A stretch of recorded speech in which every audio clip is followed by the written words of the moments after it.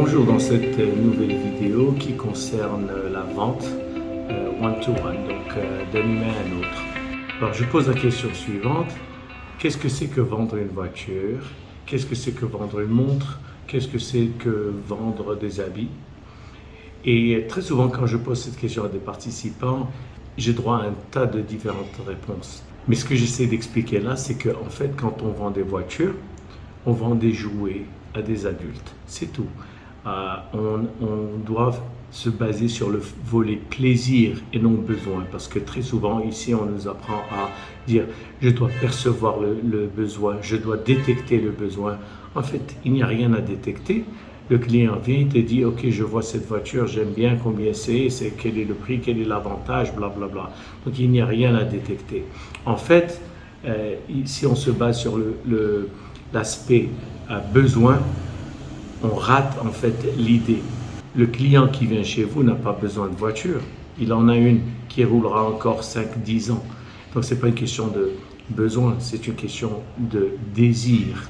D'accord? Donc certains diront que oui, mais ça c'est le besoin d'appartenance, c'est le besoin de trucs. Bon, si c'est ça, bon, il n'y a pas de problème. Donc on reste quand même dans le besoin n'est pas la réalité. Ce qui est important, c'est le désir. Cette personne a envie de se faire plaisir. Très souvent, quand quelqu'un construit une villa ou là, il change d'appartement, ce n'est pas parce qu'il a besoin d'un autre appartement, c'est parce qu'il a envie de faire mieux, il a envie d'agrandir, mais il peut parfaitement rester dans l'endroit où il est. Donc, qu'est-ce que c'est que vendre une voiture?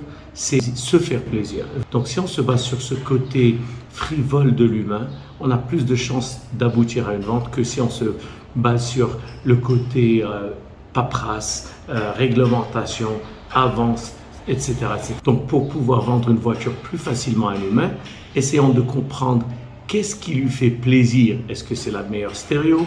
Est-ce que c'est le crash test? Est-ce que c'est l'envie d'avoir du nouveau? Est-ce que c'est l'envie d'accélérer, de sentir qu'on a de la puissance?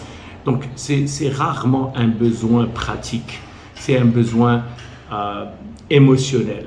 Donc focalisons-nous donc sur le côté bébé, le côté enfant de ce client et on aura plus de chance. Donc voilà, et c'est la même chose pour les habits. Quand vous sortez acheter des habits, vous pouvez voir les habits que vous portez en ce moment et vous allez remarquer que tout ce que vous portez, c'est des choses que si vous alliez à un magasin aujourd'hui, vous ne les achèteriez pas.